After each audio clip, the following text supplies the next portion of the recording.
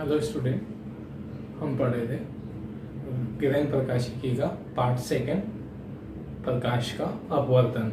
Okay, और आज के इस लेक्चर में हम पढ़ेंगे प्रकाश का पूर्णांतरिक परावर्तन एवं उसके अनुप्रयोग।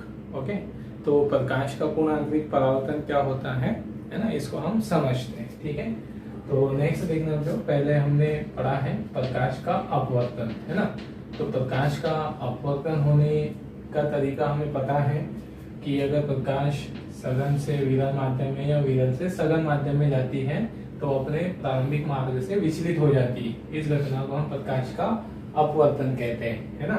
तो उदाहरण के लिए हम इसको किरण आरेख से समझे। जैसे प्रकाश किरण सघन माध्यम से कहाँ जा रही हो, विरल माध्यम में प्रवेश करती है, इस तरह से, है ना। ये हमारी क्या हो गई, आपतित किरण। ठीक, तो आपतित किरण, ठीक है, सघन माध्यम से चलकर कहाँ जा रही है, विरल माध्यम में। तो विरल माध्यम में जाने पर वो अब अपने अभिलंब से क्या होगी, अपने प्रारंभिक मार्ग से मुड़ जाएगी, है ना। ये उसका प्रारंभिक मार्ग है, वो इस मार्ग पे ना जाते हुए अपने इस मार्ग से हट जाएगी, है ना। और किधर हटेगी, तो हम क्या कहते हैं कि वो अभिलंब से क्या हो जाती है, दूर हट जाती है। तो ये हो गया हमारा अभिलंब और ये हो गई हमारी अपवर्तित किरण। ठीक है, तो इस प्रकार क्या समझा हमने, ये हमारा अपवर्तन है, हमने कई बार समझा है, इसमें कोई, है ना, बड़ी बात नहीं है, कोई बड़ी कॉन्सेप्ट नहीं है। तो यहाँ पर क्या हुआ कि प्रकाश किरण सघन माध्यम से विरल माध्यम की ओर जाती है तो अभिलंब से दूर की ओर होते जाती है। या हम ऐसे बोल सकते हैं कि जो सघन और विरल माध्यम का सीमा पृष्ठ है उस पृष्ठ की ओर झुकते चलती है ना। तो इस प्रकार से ये हमारा हो गया आपतन कोण, है ना। और अभिलंब और अपवर्तित किरण के बीच बनने वाला कोण अपवर्तन कोण। ठीक है, अब ये आपतन कोण और अपवर्तन कोण में क्या संबंध है ना। तो अगर हम आपतन कोण बढ़ाते हैं तो अपवर्तन कोण भी बढ़ता है। हम इसे कहाँ से समझ सकते हैं, अपवर्तन का दूसरा नियम स्नेल का नियम, है ना। तो स्नेल के नियम से, स्नेल का नियम क्या है, आपतन कोण की ज्या और अपवर्तन कोण की ज्या का अनुपात सदैव क्या होता है, नियतांक होता है, जिसे हम पद माध्यम का क्या बोलते हैं, अपवर्तनांक कहते हैं, है ना। तो ये अपवर्तनांक हुआ और अपवर्तनांक क्या होगा, एक नियतांक होगा, एक संख्या होगी, है ना। हमने समझा है अपवर्तनांक और उसके पहले वाले लेक्चर्स में, अगर नहीं देखा होगा अपने वीडियोस तो पहले वाले वीडियोस देख लेना, है ना। तो अपवर्तनांक, ठीक है, यहाँ पर और ठीक है। अब यहाँ हम इसको लिख सकते हैं sine i mu into sine r से। ठीक है, तो म्यू नियतांक है, इस नियतांक को अगर हम हटाते हैं यहाँ से तो साइन बराबर का चिन्ह जो है वो अनुक्रमानुपाती में बदल जाएगा। ये हो जाएगा साइन आई अनुक्रमानुपाती साइन आर के, या ऐसे बोल दे आई अनुक्रमानुपाती आर। तो गणितीय रूप से भी हमको समझ में आ गया कि यहाँ अगर हम आपतन कोण बढ़ाएंगे तो अपवर्तन कोण क्या होगा, बढ़ता हुआ चलेगा। या ऐसे दूसरे शब्दों में कहें कि अगर हम आपतित किरण को अभिलंब से दूर हटाएंगे तो अपवर्तित किरण भी अभिलंब से दूर हटते हुए जाएगी। अगर हम आपतित किरण को ऐसे ऊपर करते जाए, अपवर्तित किरण भी नीचे झुकते हुए जाएगी, है ना। दूसरा केस ले लिया हमने इसको यहाँ पर, ठीक है, इस तरह से, है ना, कि प्रकाश किरण फिर से वही हम बता रहे थे हमने स्थिति उसकी, प्रकाश किरण सघन से कहाँ जा रही है, विरल में। और इस बार हमने क्या किया, आपतन कोण थोड़ा सा बढ़ा दिया, है ना, पहले वाले की तुलना में। आपतन कोण, दूसरी स्थिति क्या है, आपतन कोण क्या कर दिया, बढ़ता है, ठीक है, बढ़ गया थोड़ा सा ये वाले की तुलना में। तो इस प्रकार से ये हमारी क्या हो गई, आपतित किरण। फिर अपवर्तित किरण भी क्या हो जाएगी, आई बड़ा है, अपवर्तित किरण और इस तरह से हो जाएगी, ठीक है, ये हमारी अपवर्तित किरण हो गई। ठीक है, तो आई बढ़ा, इधर कौन बढ़ जाएगा, आर बढ़ जाएगा। ये ऐसे समझे, हमने आपतित किरण को ऐसे उठाया है, अपवर्तित किरण इधर इस तरह से नीचे झुकेगी, है ना। तो आई बढ़ते जा रहा है, इधर कौन भी बढ़ेगा, आर भी बढ़ता जाएगा।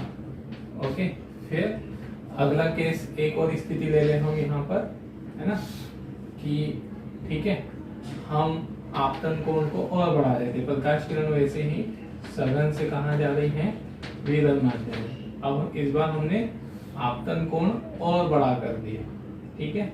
अब हम क्या देखेंगे यहाँ पे जो ये हमारी आपतित किरण होगी, ठीक है, ये हमारा अपवर्तित किरण हो। चलिए, तो जैसे ही हम आपतन कोण क्या कर रहे हैं, बढ़ा रहे हैं, वापस अपवर्तन कोण और बढ़ेगा। और ऐसी स्थिति आएगी एक बार कि जो अपवर्तित किरण है वो पूर्णतः किससे इसके समांतर हो जाएगी, है ना, किसके समांतर हो जाएगी, जो दोनों माध्यमों का सीमा पृष्ठ है, सघन माध्यम और विरल माध्यम के सीमा पृष्ठ के, ठीक है। ये हमारी कौन सी किरण हो गई, अपवर्तित किरण। ओके, तो यहाँ पर क्या देखा हमने, आपतन कोण हम बढ़ाते गए, अपवर्तित किरण इस तरह से झुक जाएगी कि वो दोनों माध्यमों के सीमा पृष्ठ के समांतर हो गई। तो यहाँ R का मान क्या हो जाएगा, R का मान हो जाएगा 90 अंश। तो ये जो स्थिति है ना, R को हमने क्या किया, I को और बढ़ाया, है ना, I को और बढ़ाया, ठीक है। R भी क्या होगा, बढ़ गया, और कितना हो गया, एक स्थिति में R बराबर हो गया 90 अंश। तो ये वाली जो स्थिति है बच्चों कि आपतन कोण के एक विशेष मान पर अपवर्तन कोण कितना हो जाता है, 90 अंश हो जाता है। तो ये वाली जो स्थिति है इसे हम क्या बोलते हैं, अपवर्तन की क्रांतिक स्थिति कहते हैं, है ना। ये अपवर्तन की क्या हो गई, क्रांतिक स्थिति, ठीक है। अब क्रांतिक स्थिति क्यों कह रहे हैं हम, तो क्रांतिक स्थिति उस स्थिति को कहा जाता है जहां से कोई परिवर्तन, अचानक से कोई परिवर्तन हो जाए, है ना। मतलब अब यहाँ अपवर्तन हो रहा था, तो अपवर्तन की क्रांतिक स्थिति का मतलब कि हम यहाँ अपवर्तन में कोई ना कोई चेंज हो जाएगा, जैसे अपवर्तन परावर्तन में बदल सकता है, इस प्रकार का चेंज, है ना। तो ये हो गई हमारी क्रांतिक स्थिति किसकी, अपवर्तन की। और ये जो हमारा कोण होगा, है ना, आपतन कोण, कौन सा आपतन कोण, जिस पर विरल माध्यम में अपवर्तन कोण कितना हो जाए, 90 अंश हो जाए, इसे हम क्या कहते हैं, क्रांतिक कोण कहते हैं, है ना। और इसे हम दर्शाते हैं IC से, है ना। हमने पढ़ा है वैसे क्रांतिक कोण इससे पहले वाली वीडियो में, है ना। अगर नहीं देखा होगा तो ठीक है, वीडियो नंबर 20 लेक्चर नंबर 20 देख लेना, है ना। तो इस प्रकार से ये हमारा क्या हो गया, क्रांतिक कोण। और ये ओके, अब यहाँ है ना अगली स्थिति हम और एक बता दें इसके पश्चात कि हम I को और बढ़ा रहे हैं, है ना। I को हम और बढ़ा रहे हैं और किससे अधिक कर रहे, ठीक है, I को हम क्रांतिक कोण से ज्यादा कर दे, ठीक है, मतलब आपतन का हम और बढ़ा दे, ठीक। ये हमारी क्या हो गया, ये हमारा सघन माध्यम, ओके, और ये विरल माध्यम। तो प्रकाश किरण अगर, है ना, सघन माध्यम से चलकर किधर जाती है, ये सघन माध्यम, ना, ये अविलंब, ये प्रकाश किरण को हम आपतित करवा रहे हैं, ठीक है। ये हमारी क्या हो गई, आपतित किरण, ठीक है। और इस बार हमने उसको कैसे आपतित करवाया, क्रांतिक कोण से अधिक कोण पर, मतलब I बड़ा है किससे, क्रांतिक कोण से। तो अब क्या होगा यहाँ पर कि जब प्रकाश किरण क्रांतिक कोण पर आपतित हो रही थी तो वो क्या हो गई थी, है ना, वो पृष्ठ के बाउंड्री के समांतर हो गई थी। अब थोड़ा सा और सोचो बच्चों कि अगर हम इसको और ऊपर कर दें, ऐसे और, है ना, I को और बढ़ा दें, तो क्या ये किरण और नीचे झुक जाएगी, है ना। मतलब इसको ऊपर कर रहे हैं इधर, है ना, इस तरह से ये ऊपर कर रहे हैं, तो ये किरण इधर नीचे झुक जाएगी। तो इसका अर्थ हुआ कि अगर हमने आपतन कोण किससे बड़ा कर दिया, क्रांतिक कोण से, तो जो प्रकाश किरण है जो दूसरे माध्यम में अपवर्तित हो रही थी, अब वो उस माध्यम में अपवर्तित नहीं होगी, वो क्या हो जाएगी, पुनः उसी माध्यम में वापस आ जाएगी। ये हमारी कौन सी किरण है, परावर्तित किरण। मतलब क्या समझ में आया हमको इस घटना से कि प्रकाश किरण का अपवर्तन नहीं हुआ, मतलब प्रकाश किरण अगर सघन माध्यम से विरल माध्यम में जा रही है, ठीक है, और आपतन कोण का मान अगर किससे अधिक हो जाए, क्रांतिक कोण से, तो प्रकाश किरण दूसरे माध्यम में नहीं जा पाती है ना, विरल माध्यम में नहीं जा पाती, वो अपने सघन माध्यम में वापस लौट जाती है। तो ये प्रकाश किरण का किसी पृष्ठ से टकरा जाने की जो क्रिया है उसे हम क्या बोलते हैं, है ना, उसे हम परावर्तन बोलते हैं। और यहाँ पर ये जो परावर्तन होगा इसे हम क्या कहेंगे, पूर्ण आंतरिक परावर्तन, है ना। तो पूर्ण आंतरिक परावर्तन क्यों कह रहे हैं हम इसे, तो परावर्तन का तो मतलब समझ में आ गया अब हमको, ठीक है, कि परावर्तन अगर प्रकाश किरण किसी सीमा पृष्ठ से या पृष्ठ टकराकर अपने माध्यम में आ जाती है तो उसे हम क्या बोलते हैं, परावर्तन बोलते हैं। अब पूर्ण परावर्तन क्यों बोल रहे हैं, पूर्ण आंतरिक क्यों कह रहे हैं, तो पहले तो पूर्ण का मतलब समझे। तो जो हमारा सामान्य परावर्तन होता है ना, सामान्य परावर्तन, ठीक है, सामान्य परावर्तन जैसे दर्पण पे प्रकाश किरण आपतित हुई या किसी दूसरे पृष्ठ पे, ये प्रकाश किरण किसी भी कोण पर आपतित होती है, इसमें ये हमारी आपतित किरण है ना। ये किसकी बात कर रहे हैं हम, सामान्य परावर्तन की।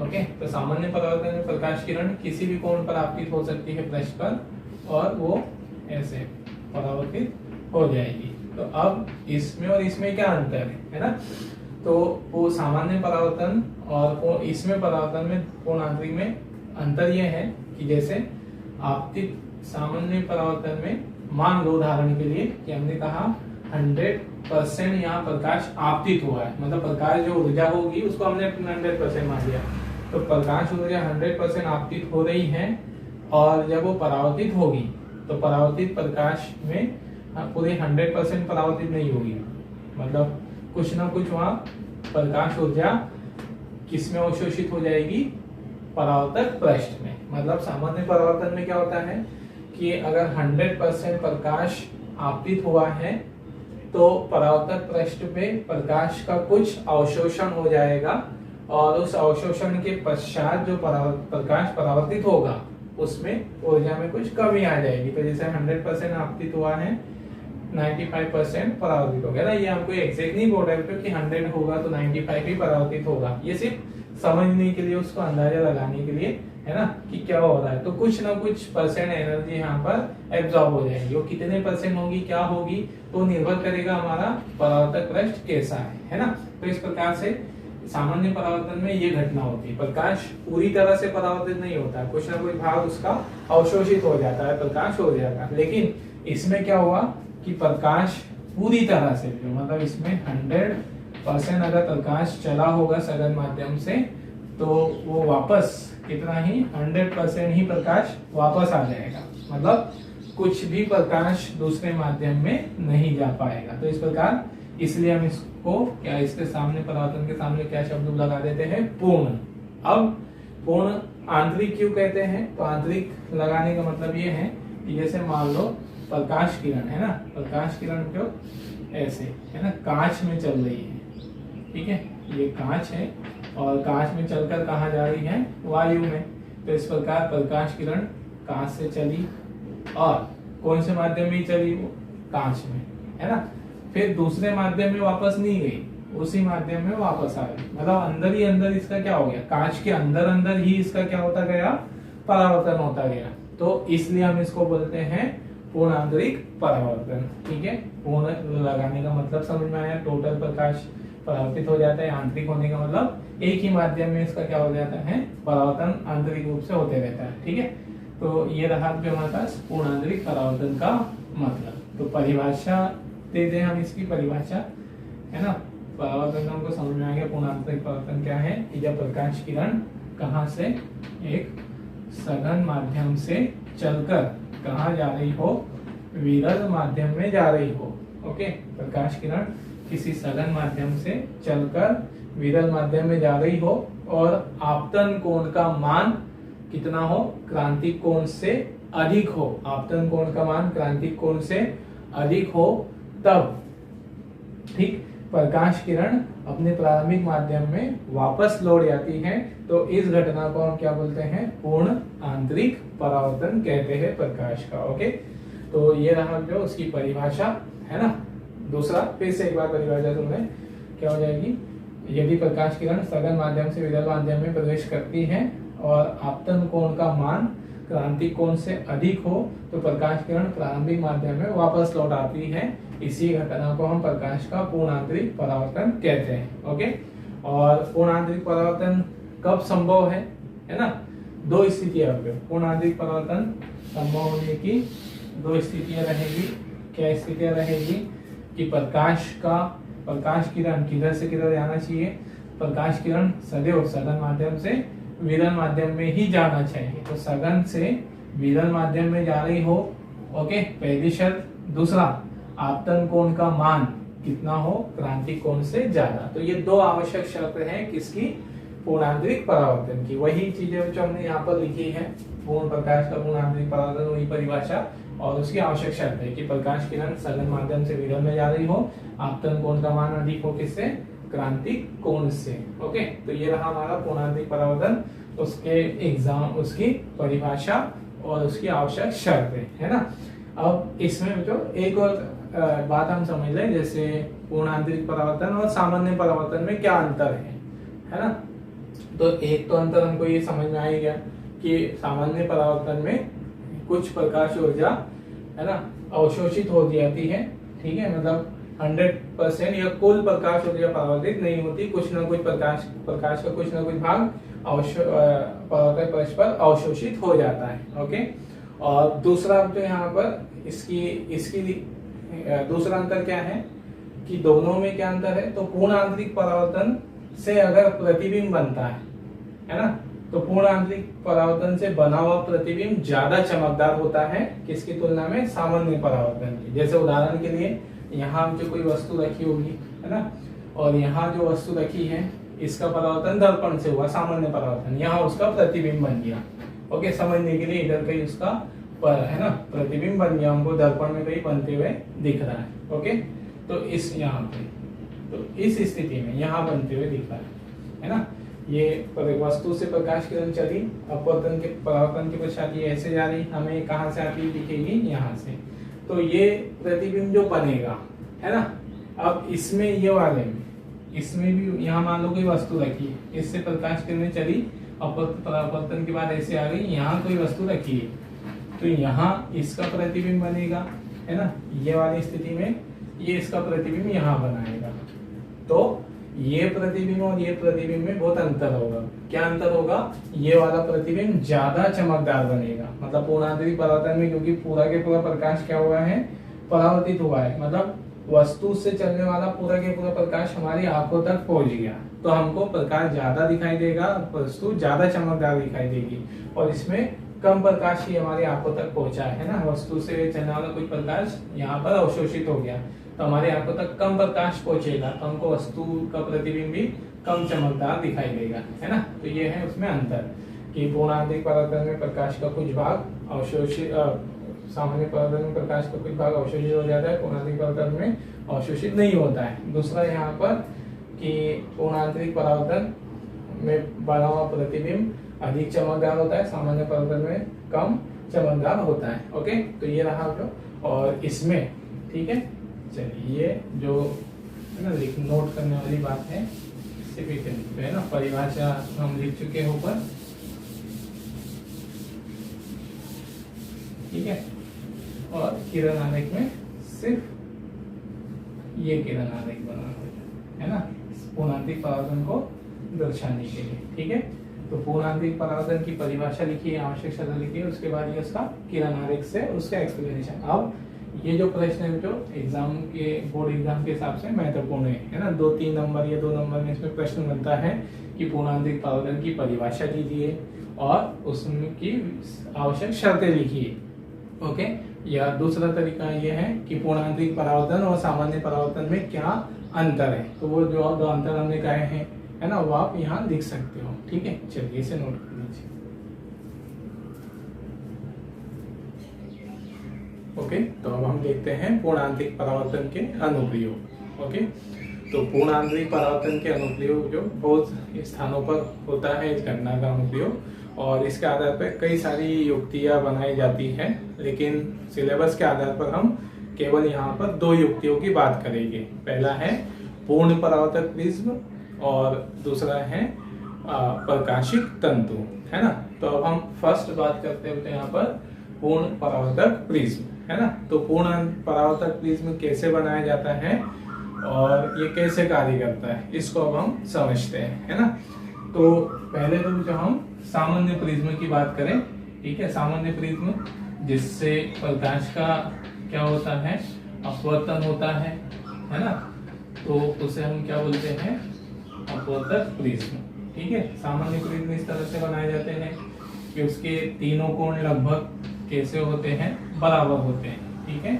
समबाहु आकृति में बनाए जाते हैं, ओके, इस तरह से। और जब इस प्रिज्म में, है ना, ऐसे, और जब इस प्रिज्म पर, ठीक है, इसके किसी पृष्ठ पर, है ना, इसके पृष्ठों को हम क्या बोलते हैं, अपवर्तक पृष्ठ, जिससे प्रकाश आपतित होता है और जिससे प्रकाश निकल जाता है ना।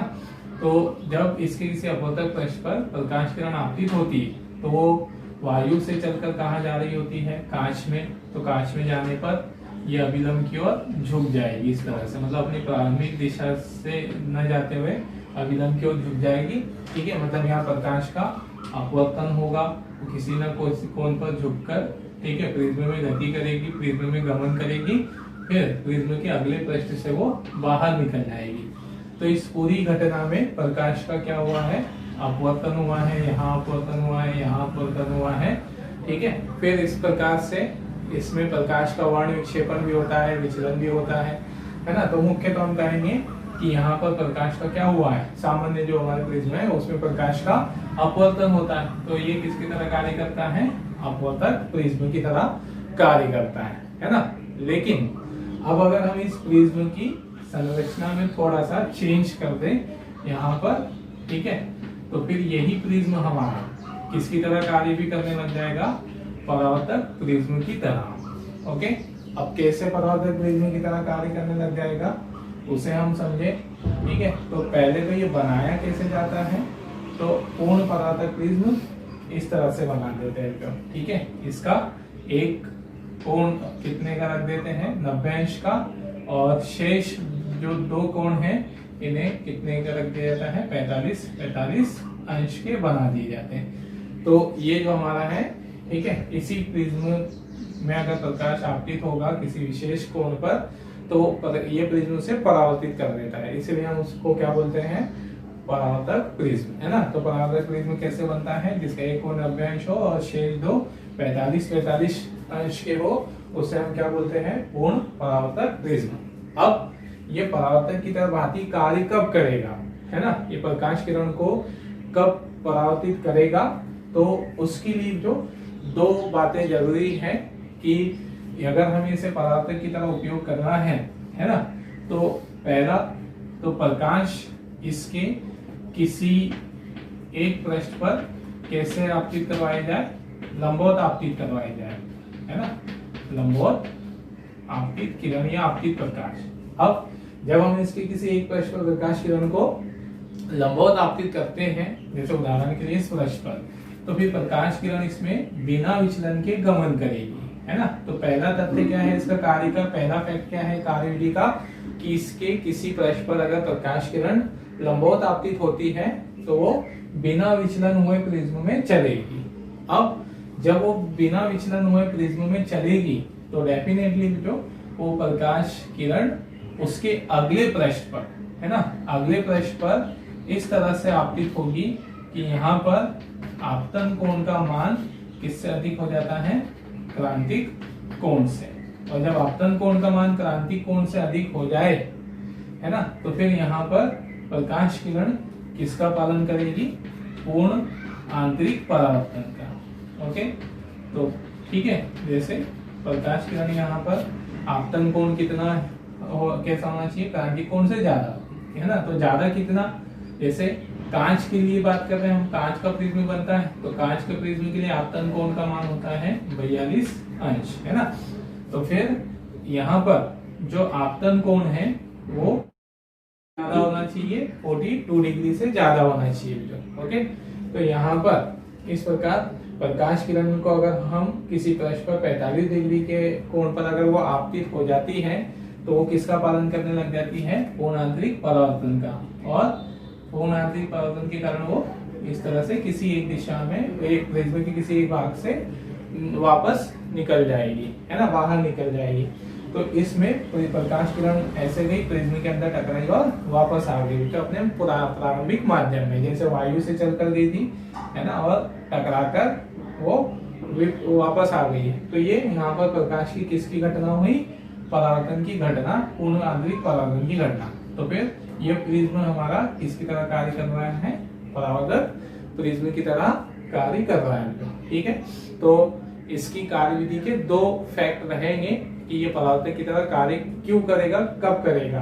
तो एक तो हमें परावर्तक की तरह अगर इसका उपयोग करना है तो किसी एक पृष्ठ पर प्रकाश किरण को कैसे आपतित करवाना पड़ेगा, लंबवत आपतित करवाना पड़ेगा। और अगर हमें किसी एक पृष्ठ पर लंबवत आपतित करवाते हैं तो प्रकाश किरण उसके अंदर बिना विचलित हुए चलेगी और अगले पृष्ठ पर, है ना, 45 अंश के कोण पर आपतित होगी या क्रांतिक कोण से ज्यादा अधिक कोण पर आपतित होगी तो पूर्ण आंतरिक परावर्तन का पालन करते हुए प्रिज्म से बाहर निकल जाएगी, है ना। तो ये उसकी कार्यविधि के दो फैक्ट हैं जो हमने लिखे हैं कि प्रिज्म क्या, ये किसी भी पृष्ठ पर लंबवत आपतित किरण प्रिज्म के भीतर विचलित रहित गमन करती है। दूसरा, प्रिज्म के पृष्ठ पर क्रांतिक कोण से अधिक कोण पर आपतित होने वाली किरण पूर्ण आंतरिक परावर्तन का पालन करती है और प्रिज्म से बाहर निकल जाती है ना, इस तरह से। ओके, तो ये रहा जो हमारे पास, ठीक है, उसका कार्य। अब हम पूर्ण आंतरिक परावर्तन प्रिज्म का उपयोग, ठीक है, तीन स्थितियों में कर सकते हैं। एक तो प्रकाश, है ना, बहुत सी स्थितियों में किया जा सकता है लेकिन हम सिर्फ यहाँ तीन स्थितियों की बात करेंगे। एक तो प्रकाश किरण का कितने से विचलन करवाने में, 90 अंश से विचलन करवाने में। दूसरा, प्रकाश किरण को कितने से, 180 अंश से विचलन करवाने में। और ऊर्ध्व शीर्षकारी प्रिज्म की भांति हम इसका उपयोग समझते हैं, है ना।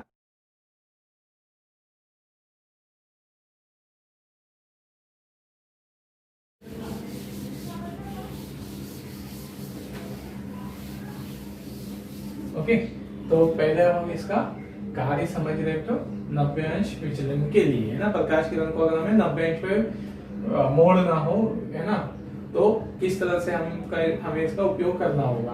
ठीक, तो इस तरह से हमने यहाँ बता दिया, प्रिज्म को हमने नाम दे दिया एक्स वाई जेड, और कोण y जो है वो 90 अंश का है ना, और कोण एक्स वाई को, एक्स जेड को हमने बोल दिया 45 अंश का। अब ठीक है, जब प्रकाश किरण, ठीक है, इसके पृष्ठ एक्स वाई पर, ठीक है, इसके पृष्ठ एक्स वाई पर आपतित होती है। कैसे आपतित हो रही है हम बता रहे हैं, लंबवत। तो लंबवत आपतित हो रही है तो फिर वो बिना विचलन हुए ना, हमने मालूम है कि लंबवत आपतित होने वाली किरण के लिए आई का मान कितना होगा, 0, आर का मान भी कितना होगा, 0 होगा। आपतन कोण बराबर, है ना, 0 है तो अवतरण कोण भी 0। ये हमने पहले वाली घटना में समझ चुके हैं। तो इस प्रकार से लंबवत आपतित होने वाली किरण बिना विचलित हुए अपने मार्ग में सीधी चलती है। ओके, तो ये प्रकाश किरण सीधे गमन करते हुए कहाँ पर टकराएगी, प्रिज्म के पृष्ठ एक्स जेड अभिलंब बना दिया गया।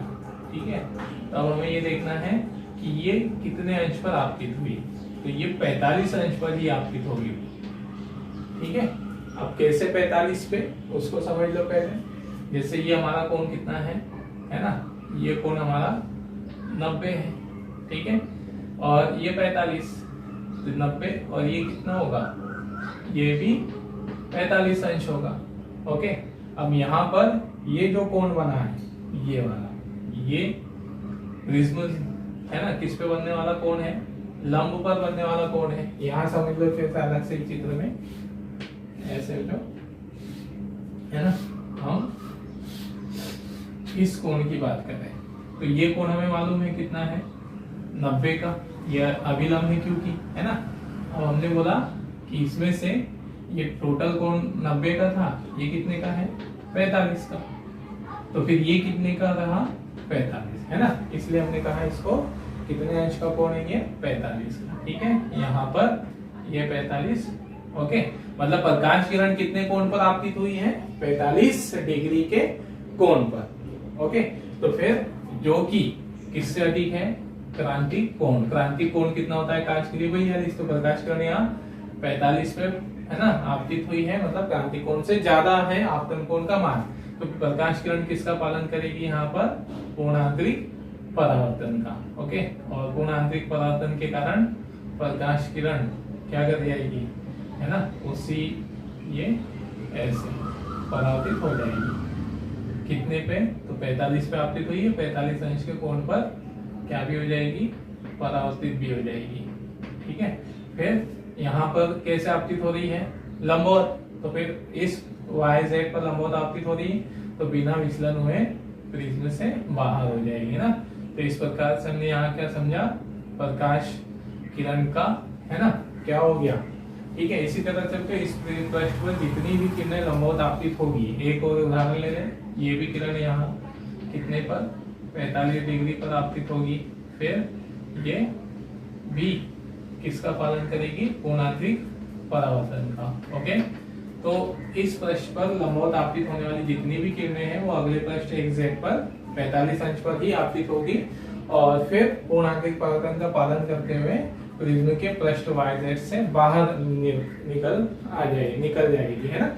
अब अगर हम ध्यान दें तो यहाँ पर प्रकाश किरण कैसे मुड़ी है, तो प्रकाश किरण कैसे चली थी, ऐसे और ऐसे मुड़ गई, है ना। ठीक, इस प्रकार से। तो यहाँ कितने का विचलन हुआ उसका, 45 कितने का विचलन हो गया, 90, है ना। तो इस प्रकार से इस प्रिज्म का उपयोग हम प्रकाश किरण को कितने कोण पर भी विचलित करवा सकते हैं, 90 अंश पर, है ना। हम किसी भी कोण पर विचलित करवा सकते हैं, वो निर्भर करता है कि हम प्रकाश किरण कैसे आपतित करवा रहे हैं। ओके, तो ये उसकी वही कार्य विधि लिखी हुई है, जो कार्य विधि मतलब इसकी व्याख्या अगर लिखना चाहो समझने के लिए मैंने लिख दी है। कैसे लिखोगे, अगर इसको शब्दों में लिखेंगे तो हम कि है ना, जब प्रिज्म के पृष्ठ XY पर प्रकाश किरण लंबवत आपतित होती है तो वो प्रिज्म के भीतर बिना विचलित हुए गमन करती है, तथा प्रिज्म के भीतर अन्य पृष्ठ XZ पर क्रांतिक कोण से अधिक कोण पर आपतित होती है, तथा कोणांतरिक परावर्तन का पालन करते हुए, ठीक है, पृष्ठ YZ पर लंबवत आपतित होकर प्रिज्म से बाहर निकल जाती है ना। ये पूरा वही लिखा हुआ है उसकी कार्यविधि समझाने के लिए ना। और इसका उपयोग मतलब प्रिज्म का इस तरह का उपयोग हम कहाँ करते हैं, मतलब 90 अंश विचलन कहाँ करवाया जाता है, इसका मुख्य उपयोग, तो इसका है ना मेन उपयोग जो पेरिस्कोप में किया जाता है। Okay, periscope. अब ये पेरिस्कोप क्या है, तो वैसे जो पता होगा कि पेरिस्कोप है ना, छोटी कक्षाओं में आपने पढ़ा होगा, नहीं मालूम है तो पेरिस्कोप क्या होता है, तो एक बार हम शॉर्ट में समझ लें। तो पेरिस्कोप जो कि इस तरह से एक युक्ति होती है पाइप से और किसी ट्यूब से बनी हुई, है ना, जिसका उपयोग हम, ठीक है, ऐसे स्थानों को देखने के लिए करते हैं जहां हम सामान्य स्थिति में नहीं देखते। जैसे उदाहरण के लिए हम है ना यहाँ खड़े हैं और हमें यहाँ से देखते हुए है ना छत के ऊपर बाहर का नजारा देखना है, या हम ऐसे कहें हम पानी के अंदर है ना, और पानी के अंदर बैठे हुए हम पानी के ऊपर का है ना हमें देखना है, व्यू देखना है, तो वहां हम किसका उपयोग करते हैं, पेरिस्कोप का। ठीक है, पेरिस्कोप का उपयोग कहाँ होता है, जैसे पनडुब्बी में होता है, सबमरीन में होता है, वहां पर पेरिस्कोप की सहायता से ही है ना समुद्र पृष्ठ, समुद्र के ऊपर की स्थितियों को देखा जाता है। ठीक है ना, जैसे पनडुब्बी पानी के अंदर होती, लेकिन वहां अगर पनडुब्बी के अंदर बैठे हुए व्यक्ति को समुद्र तल के ऊपर की अगर कोई स्थिति देखनी है ना, नजारा देखना है, तो फिर वहां वो किसका उपयोग करेगा, पेरिस्कोप। अब पेरिस्कोप कार्य कैसे करती है इसको हम समझेंगे, है ना। तो सिंपल सा होता है, जैसे मान लो कि अगर हम ये यहाँ से है ना, यहाँ से देख रहे हैं, ठीक है, इस तरह से ये है ना, ओके, ये हमारी आंख है, हम यहाँ, तो अगर हम यहाँ रखी वस्तु को देखना चाहते हैं, ठीक है, बिना पेरिस्कोप के, तो इस तरह से यहाँ पर प्रकाश किरण क्या होगी, इस वस्तु से चलेगी, और है ना पेरिस्कोप में यहाँ जो सामान्य पेरिस्कोप है इसमें किसका भी उपयोग किया जाता है, समतल दर्पण के भी उपयोग किए जाते हैं, तो पेरिस्कोप यहाँ में जो यहाँ एक समतल दर्पण लगा रहता है, इस कोने पे एक समतल दर्पण लगा रहता है, ठीक है। तो ये कार्य कैसे करेगी, जैसे ये वस्तु रखी है तो वस्तु से चलने वाली प्रकाश किरणें इस समतल दर्पण पे टकराएगी, फिर परावर्तन होगा, इस समतल दर्पण पे टकराएगी, फिर यहाँ से वो परावर्तित होकर, है ना, परावर्तित होकर हमारी आंखों तक पहुंच जाएगी, तो हमको वहां पर वो वस्तु दिखने लग जाएगी, है ना। तो यहाँ जो हमारी सामान्य पेरिस्कोप है उसमें हम समतल दर्पण का भी उपयोग कर सकते हैं, लेकिन समतल दर्पण का उपयोग करने से वहां पर ये होगा कि हमें प्रतिबिंब इतना स्पष्ट नहीं दिखाई देगा, वस्तु इतनी स्पष्ट नहीं दिखाई देगी। क्यों? क्योंकि जो समतल दर्पण है उस पे प्रकाश का सामान्य परावर्तन होता है, और सामान्य परावर्तन होगा तो वहां प्रकाश ऊर्जा का कुछ ना कुछ अवशोषण हो जाएगा, तो यहाँ प्रकाश ऊर्जा अवशोषित हो जाएगी, यहाँ अवशोषित हो जाएगी, तो फिर प्रकाश ऊर्जा ऐसे अवशोषित होगी तो फिर हमारी आंखों तक कम प्रकाश ऊर्जा पहुंचेगी और हमें उस वस्तु का प्रतिबिंब ज्यादा स्पष्ट नहीं दिखाई देगा। ओके, तो इसलिए जो अगर पेरिस्कोप हम ज्यादा अच्छी क्वालिटी की बनाना चाह रहे हैं, हम चाह रहे हैं कि ज्यादा हमको क्लियर इमेज दिखे, तो हम यहाँ पर इस स्थिति में, है ना, किसका उपयोग कर लेते हैं, तो हम यहाँ प्रिज्म लगा देते हैं। तो ये इस तरह से, ताकि ऐसे लगाया जाता है ताकि उसको प्रिज्म कैसे आपतित हो, ये ऐसे लगा देते हैं, ठीक है। तो प्रिज्म ऐसे लगाया जाएगा, यहाँ पर प्रकाश किरण लंबवत आपतित होगी, ठीक है, फिर से एक प्रिज्म को ऐसे लगा दिया जाएगा, है ना, फिर प्रकाश किरण लंबवत आपतित होगी, फिर यहाँ से उसका पूर्णांतिक परावर्तन होगा और प्रकाश किरण यहाँ से, तो यहाँ 90 अंश का विचलन करवाने के लिए, यहाँ 90 अंश का विचलन करवाने के लिए हम ऐसे इस प्रिज्म का उपयोग करते हैं। ओके, तो ये उसका 90 अंश के विचलन वाली स्थिति का उपयोग कहाँ किया जाता है, पेरिस्कोप में। ओके, चलिए अब, है ना, हम समझते इसका दूसरा उपयोग को, ठीक है। 180 अंश के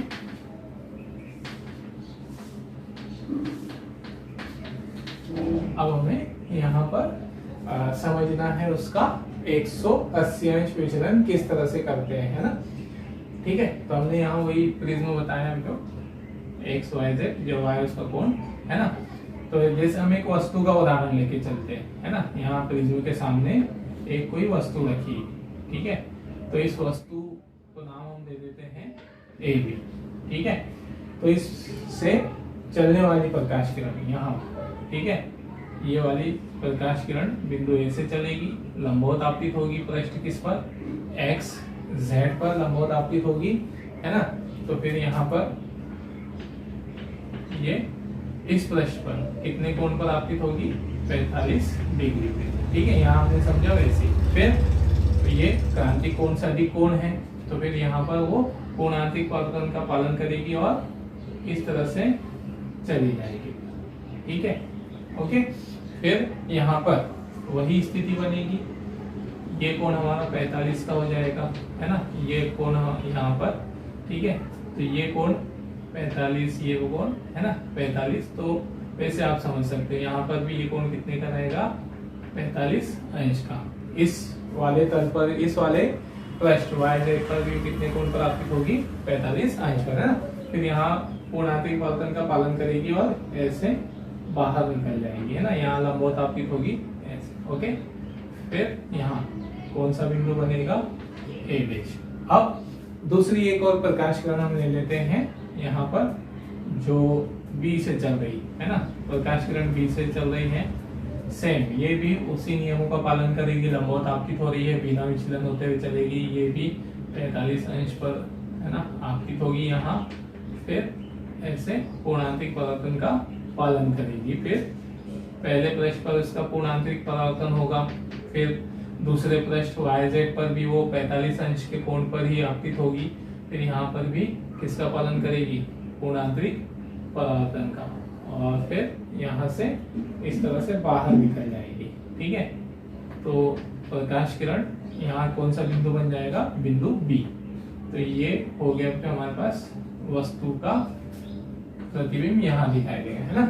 तो कैसे विचलन हुआ यहाँ पे, सिंपल सी घटना है तो कि प्रकाश किरण यहाँ से चली, है है ना।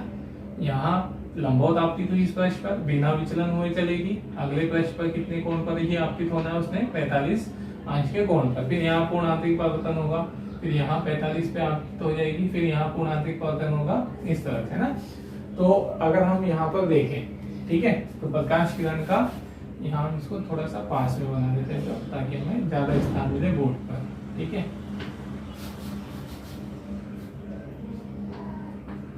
ठीक, तो इस प्रकार से ये जो हमारा है, इसमें अगर हम प्रकाश किरण का विचलन देखें तो कैसे हुआ है विचलन। प्रकाश किरण, है ना, ऐसे गई और इस दिशा में वापस आ गई, ठीक है। मतलब यहाँ 90 का और यहाँ 90 का, तो कितने का विचलन हो गया, 180 का, विपरीत दिशा में आ गई, ठीक है।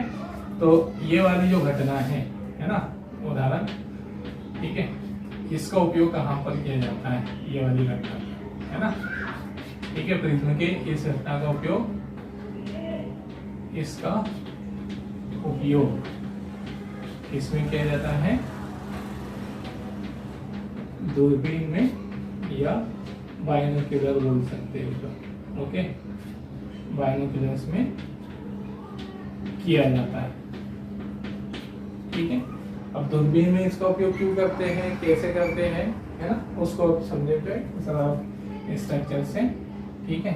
जैसे जो हमारी दूरबीन होती है इस तरह से आपने देखी होगी, है ना, जो डबल पाइप वाली आती है ऐसे, ओके, इस तरह। तो जो हमारी दूरबीन होती है, जो है ना, कई तरह की होती है दूर की चीजें देखने के लिए। एक सिंगल पाइप वाली भी आती है ना, इस तरह से, है ना, और एक ऐसे डबल, है ना, लेंस वाली भी होती है। तो ये वाली जो है दूरबीन, इसमें हमें ज्यादा बड़ा स्पेस, बड़ा, है ना, ब्रॉड व्यू दिखता है, ज्यादा स्थान की चौड़ी जगह को हम इसमें देख सकते हैं, ओके। तो इसके लिए जो क्या होगा कि जैसे ये वाला जो सामने वाला भाग है ना, ये सामने वाला भाग ज्यादा चौड़ा करके बनाया जाता है ना, और ये वाला जो भाग है ये हमारे नेत्र लेंस होते हैं, ये हमारे नेत्र लेंस आंखों के, है ना, पास में रखे जाते हैं, और ये वस्तुओं की तरफ होते हैं, अभिदर्शक लेंस इन्हें हम कहते हैं। तो अगर यहाँ पर जो सामान्य स्थिति हम समझे तो हमारी आंखों तक केवल कौन से, है ना, किरणें ही पहुंच पाएगी जो पास वाले भाग पर आ रही है। जैसे सामने वस्तु रखी, वस्तु से आने वाली किरणें ये डायरेक्ट हमारी आंखों तक पहुंच पाएगी। पास वाली स्थिति वाली किरणें तो हम डायरेक्ट आ जाएगी, है ना। लेकिन ये जो दूर वाला हिस्सा है दूरबीन का, ये वाली प्रकाश किरणें हमारी आंखों तक डायरेक्ट नहीं आ पाएगी, ठीक है। तो डायरेक्ट नहीं आ पाएगी तो फिर हमें ये वाला स्थान, है ना, का प्रतिबिंब नहीं दिख पाएगा। मतलब दूरबीन के ये वाले हिस्से में जो वस्तुएं सामने आ रही है वो हमें नहीं दिख पाएगी, हमें सिर्फ इतने हिस्से वाली वस्तुएं ही दिख पाएगी। तो फिर हम इसका उपयोग तो इस बड़े ही स्थान को देखने के लिए करना चाह रहे हैं, तो फिर यहाँ पर हम क्या चाहेंगे कि ये जो प्रकाश किरण है ये भी मुड़कर कहाँ तक पहुंच जाए, हमारी आंखों तक, है ना, ये लेंस में आ जाए। तो फिर इसके लिए हम यहाँ किसका उपयोग करते हैं, ये प्रिज्म का, ऐसे। तो ये प्रिज्म यहाँ रखेंगे, प्रकाश किरण इस प्रिज्म पर क्या होगी, आपतित होगी, ठीक है, ऐसे, और यहाँ से उसका न कितने का विचलन हो जाएगा, 180 का, है ना। रफ स्ट्रक्चर बता रहा हूँ तो समझ जाना सिर्फ अंदाजे के लिए ना, ठीक है। तो यहाँ उसका 180 का विचलन हुआ, ओके। फिर इसको जो प्रकाश किरण विचलित हुई है इसे हम दूसरे प्रिज्म पे वापस भिजवा देते हैं, ऐसे कॉम्बिनेशन में दो प्रिज्म लगाते हैं। तो फिर से प्रकाश किरण का यहाँ 180 का विचलन हो जाएगा और वो कहाँ पहुंच जाएगी, हमारी आंखों तक, है ना। तो इस प्रकार से ये वाली किरणें भी हमें दिखाई देने लग जाएगी, दूर वाले भाग वाली, ठीक है। तो इस प्रकार अगर हम, जो हमारी दूरबीन होती है जो ज्यादा ब्रॉड व्यू देखने के लिए बनाई जाती है ना, कोई दूरबीन में जो छोटा व्यू देखने के लिए है उसमें इसका उपयोग नहीं होता, डायरेक्ट प्रकाश किरण हमारे आंखों तक पहुंच जाती है। लेकिन ब्रॉड व्यू अगर वाली देखनी हो तो फिर हम यहाँ इसका उपयोग करते हैं ताकि पूरी की पूरी प्रकाश किरणें कहाँ पर भी पहुंच पाए, हमारी आंखों तक पहुंच जाए इजीली, है ना। तो ये रहेगा हमारे पास उसका उपयोग जो इस घटना का, ठीक है। इधर भी वही स्थिति बनती है, यहाँ पर भी वही दो प्रिज्म ऐसे लगाए जाते हैं, ठीक है। तो प्रकाश किरण यहाँ पर विचलन होगा, फिर ये ऐसे, ठीक। तो इसका उपयोग कहाँ करते हैं हम, दूरबीन में किया जाता है। ठीक है, अब तीसरी स्थिति जो हमारी है ना, किसकी तरह उपयोग किया जाता है, ऊर्ध्व शेषकारी प्रिज्म की भांति, है ना। मतलब जहां पर हमें, जैसे कोई हमारी युक्ति है, जिस किसी युक्ति में वस्तु का प्रतिबिंब उल्टा बन रहा हो, तो हमें प्रतिबिंब सीधा बनाकर दिखाना हो, है ना, प्रतिबिंब को सीधा करना हो, तो वहां पर हम इस प्रिज्म का उपयोग करते हैं। और वहां ये प्रिज्म क्या काम करेगा, जो अंतिम प्रतिबिंब उल्टा बनेगा उस प्रतिबिंब को सीधा बना देगा। तो ये इसलिए हम इसको बोलते हैं किसकी तरह कार्य करता है, ये ऊर्ध्व शेषकारी प्रिज्म की भांति कार्य करता है ना। जैसे प्रोजेक्शन लालटेन हो गई उसमें, है ना। तो पहले तो हम इसका कार्य समझे, जो ऊर्ध्व शेषकारी की भांति कैसे कार्य करेगा, है ना, ये इस प्रकार है। ठीक है, तो ये हमारा हमने बता दिया prism Y Z Y X Z. ठीक है, और इसके सामने जैसे हमने कोई उल्टी वस्तु रख दी, ठीक है, तो इस उल्टी वस्तु से प्रकाश किरण चलेगी, जैसे ए और बी, इससे प्रकाश किरण चल रही है ना, बिंदु ए से। तो ये प्रकाश किरण अब इस पे लंबवत आपतित नहीं हुई है ना, लंबवत आपतित नहीं हुई है, तो फिर यहाँ इसका अपवर्तन होगा, ये सीधे मार्ग में गमन नहीं करेगी। ठीक है, तो वो क्या हो जाएगी, आधार की ओर, अभिलंब की ओर झुक जाएगी। तो इस प्रकार से ये ऐसे जाएगी यहाँ पर, है ना। फिर नेक्स्ट जो यहाँ ये कितने अंश के कोण पर आपतित होती है, 45 अंश के। ठीक है, वो हम समझ चुके हैं क्यों कैसे आपतित होगी, ये 45 ये है ना, यहाँ पे इस तरह से। तो ये 45 अंश का कोण होगा, फिर यहाँ उसका कोणांतरिक परावर्तन होगा, और वो प्रिज्म के इस भाग पर क्या हो जाएगी, ठीक है, अपवर्तित परावर्तित हो जाएगी। फिर यहाँ से उसका अपवर्तन होगा और वो क्या होगी, अविलंब से दूर हट जाएगी, है ना, और इस प्रकार बाहर निकल जाएगी। ठीक है ना। इस प्रकार यहाँ पर क्या होगी वो, चलिए फिर से इसको अच्छे ड्रॉ करते हुए, ओके, यहाँ से बाहर हो जाएगी, यहाँ वस्तु का बिंदु ए बनेगा। अब दूसरा तो यहाँ प्रकाश किरण कहाँ से चली, बिंदु बी से। तो बी से चलकर फिर से प्रकाश किरण का क्या होगा, यहाँ पर पहले पृष्ठ पर अपवर्तन होगा, वो अभिलंब की ओर झुकेगी, दूसरे पृष्ठ पर कितने पर जाकर आपतित होगी, ठीक है, दूसरे पृष्ठ पर वो 45 अंश के कोण पर आपतित होगी। ठीक, फिर यहाँ किसका पालन करेगी, ये कोणांतरिक परावर्तन, फिर इस तरह से निर्गत हो जाएगी। ओके, तो यहाँ हमें वस्तु का बिंदु बी बनता हुआ दिखेगा, है ना। ये ऐसे चलने वाली किरण इस तरह से, तो ऐसे चलने वाली किरण यहाँ पहले पृष्ठ पर अपवर्तित हुई, दूसरे पर कोणांतरिक परावर्तन, फिर यहाँ से, है ना, अगले पृष्ठ वाई जेड पर टकराएगी, कोणांतरिक यहाँ पर क्या होगा अपवर्तन, तो अभिलंब से दूर हट जाएगी, यहाँ पहुंचेगी ना।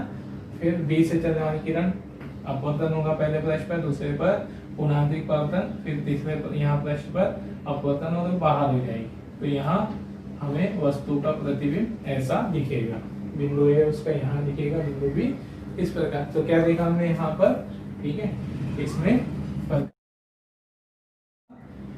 बिंदु वस्तु का जो प्रतिबिंब था उल्टा था, तो वो क्या हो गया, अंत में सीधा बन गया। ओके, तो इसलिए हम क्या बोलते हैं कि किसकी तरह कार्य करता है, ऊर्ध्व शेषकारी प्रिज्म की भांति, है ना। और इसका उपयोग कहाँ पर होता है, इसका उपयोग, ठीक है, प्रोजेक्शन लालटेन में होता है। तो ये रहा जो हमारा कोणांतरिक परावर्तन के अनुप्रयोग में पहला एक्सप्लेनेशन पूर्ण परावर्तक प्रिज्म का, है ना। फिर आएगा हमारा प्रकाशिक तंतु, इसको हम नेक्स्ट वीडियो में देखेंगे। चलिए।